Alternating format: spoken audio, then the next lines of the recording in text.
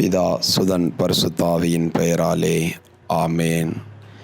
இயேசு கிறிஸ்துவின் அன்பில் என்றும் நிலைத்திருக்கும் உங்களை டிவைன் வாய்ஸ் சேனல் மூலமாக உங்களை சந்திப்பதில் மகிழ்ச்சி கொள்கின்றேன்.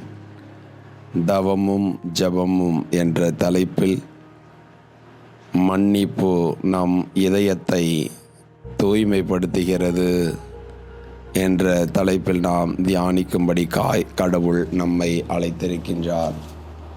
லூக்கா நற்செய்தி அதிகாரம் 6 வசனம் 37 பார்க்கின்றோம். மன்னியுங்கள், மன்னிப்பு பெறுவீர்கள்.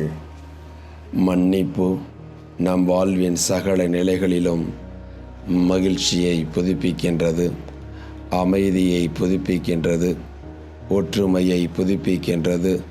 சகல நிலைகளிலும் நாம் புது படைப்பாக்க கடவுள் மன்னிப்பை கொடுக்க நம்மை அழைத்திருக்கின்றார்.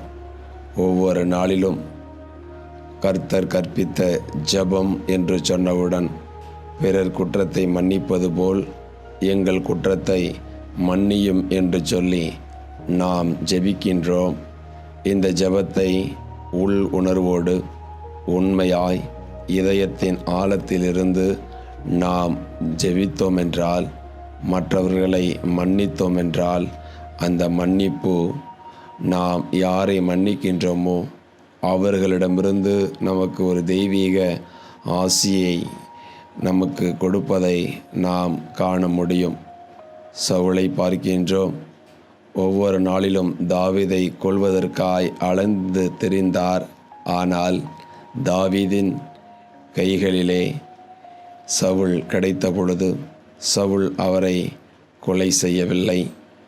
அன்புருக அவரை தன் அன்பை வெளிப்படுத்தினால் அந்த மன்னிப்பு கொண்ட அந்த சுவாபம் இருந்த பொழுது, நீ மகனே பல காரியங்களையும் செய்வாய், நீ பலவற்றிலும் ஆசீர்வதிக்கப்படுவாய், நீ என்னை விட நீதிமான் என்று சொல்லி சவுல் தாவீதை வாழ்த்தியதை பார்க்கின்றோம்.